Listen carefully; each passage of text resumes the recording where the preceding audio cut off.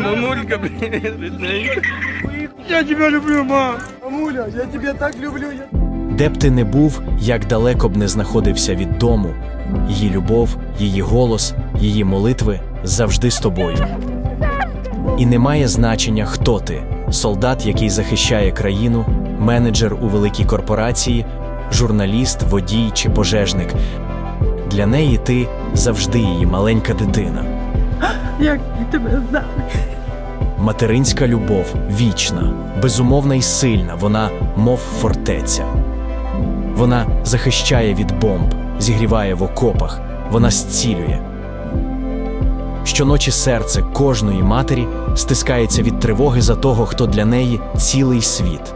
І вона так чекає на той дзвінок, або хоча б на коротке повідомлення з надією почути: Мама, я живий.